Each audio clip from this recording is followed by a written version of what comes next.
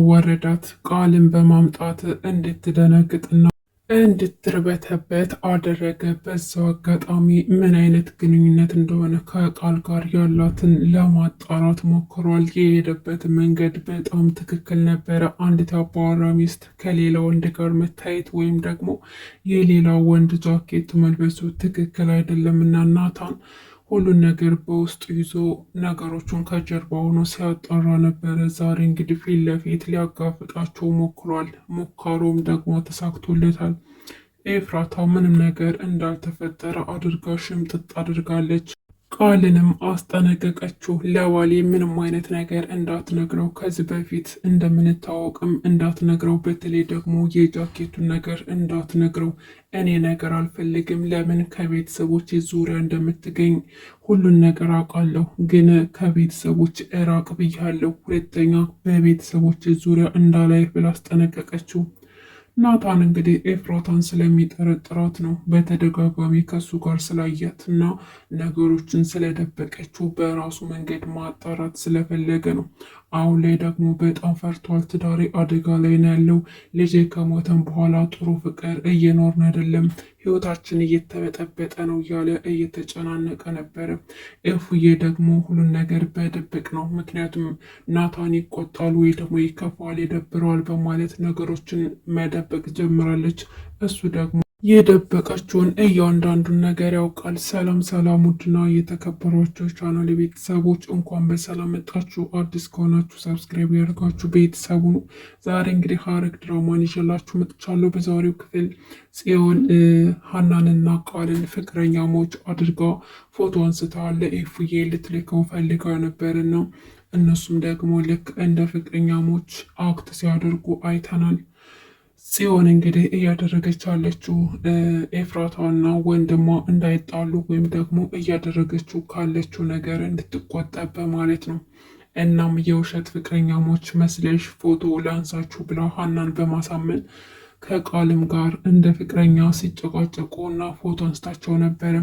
ነገር ግን ቃል ምንም ነገር እንደማያውቅ ነው በእህቱ ላይ ተበሳይቶባት ሁለተኛ እንደዚህ እንዳታደርጉ ብሎ ሲወጣ ያች ደግሞ አፍቃሪ ነኝ ባይቱ ያኔት እየተከታተለቻቸው እንደነበረና ስለ ቃል ሁሉ ነገር ነግርሻለሁ ብላ ለጽዮን ቁጥሯን ሰጠቻት። ፍቅረኛው ነኝ፣ ሁሉን ነገር ስለሱ የምትፈልጊውን ነገር እያንዳንዱ መረጃ እሰጥሻለሁ ብላ ቁጥሯን ሰጠቻት። ሀኒ ደግሞ ይህን ስታይ በጓደኛው በጣም ተበሳይታ ከጽዮን ስልክ ላይ ደለተችባትና አስቸኳይ ስልክ ተደውሎብኛል ወንድሜ እየጠበቀኝ ነው ብላ ከዛ ከቤት ትወጣለች እና ጓደኛዋን በማግኘት አንቺ ጓደኛዬ ነሽ፣ እስካሁን ድረስ ጓደኛዬ ነሽ ብዬ አብሬሽ ስለኖርኩ በጣም ተጸጽቻለሁ። እንደውም አሁን ላይ ለወንድሜ ራሱ በጣም እየፈራሁና ለወንድሜ እያዘንኩት ብላ ለአንዴና ለመጨረሻ ጊዜ ከወንድሟና ከእሷ ህይወት እንድትወጣ አስጠንቅቃ ነገረቻት። ያኔትን በፍጹም ከአንቺ ህይወት ልወጣ አልችልም፣ ገና ህይወትሽን ሳላመሰቃቅለው አልወጣም በማለት ተናገረች። እንግዲህ ቃል ደግሞ ልጅ የኤፍራታ ልጅ እንድትይዝለት የቀጠራት ሴትዮ በጣም ተንኮለኛና ራስ ወዳድ ናት። ልጅንም ስታሰቃየው ነበር። እንዲሁም ደግሞ የተሻለ የሚከፍለኝ ካገኘሁኝ አሳልፌ እሰጠዋለሁ፣ እኔ ከልጁ ምናለኝ ከሚከፈለኝ ገንዘብ ነው እንጂ ያለችም ነበር። እንግዲህ ልጁን ደግሞ ሉሊት ትፈልገዋለች።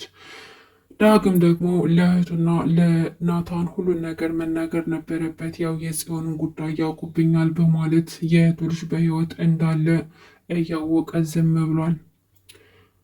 ጽዮንና አቤል ደግሞ አብረው ቢሆኑ ብለን ሁላችንም እንመኛለን፣ ግን አብረው የሚሆኑበት ቀን ሩቅ አይደለም። ምክንያቱም አሁን ላይ ብዙ እየተቀራረቡና ጥሩ ሂደት እየሄዱ ነው።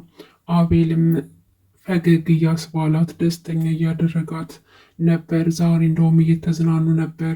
በመሀል ግን ፎቶ ስትነሳ ቢንያምን አስታውሳ እያለቀሰች ነበረ እና አቤልንም አንተ ግን ጥሩ ሰው ነው አይደል? ጥሩ ሰው ነህ አይደለ? እንደ ሌሎች አይደለህም አይደል? እያለችም እየጠየቀችው ነበረ። አቤልም ምን ሆነሽ ነው? አሁን እኮ ደስተኛ ነበረሽ፣ ምን አጋጠመሽ? እያለ አቅፎ አባበላት። በቃ እርሳው አለችና ደስተኛ ለመሆን ሞከረች። ግን እውነታው በቢኒያም ምክንያት በጣም ተጎድታለች፣ በጣም አዝናለች። በጣም ታምኖና ታፈቅሮ ስለነበረ በድንገት እንደዚህ አይነት ጨካኝ ሰው ሲሆንባት ጊዜ እጅጉን ልቧ ተሰብሯል።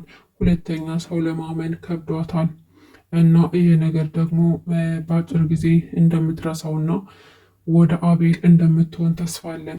ኤፉዬና ናታን ደግሞ ህይወታቸውን አስተካክለው ድብብቆሽን ነገር ትተው በግልጽ አውርተው የትዳራቸውን ነገር ማስተካከል አለባቸው። እንዲሁም ደግሞ ልጃቸው በህይወት እንዳለ መስማት አለባቸው እና ካለበት አምጥተው አንከባክበው ማሳደግ አለባቸው። እውነት ለመናገር ህፃኑ ራሱ በጣም ነው የሚያሳዝነው። ናታን ልጁ መቃብር ድረስ ሂዶ ዛሬ እየሆነ ስላለው ነገር እያሰብና ሂዶ እንዳየው ለኤፍራታ ነገራት። ግን ማግኘት አለባቸው፣ ልጃቸውን አብረው ማሳደግ አለባቸውና በትዳራቸው መሀል ማንም ሰው መግባት የለበትም። ቃል ኤፍራታን ይጠብቃታል፣ ነገር ግን በፍቅር መልኩ መሆን የለበትም በፍጹም። አንዲት ያባራ ሴት ሌላ ወንድ ሊያፈቅራት አይገባም እላለሁ።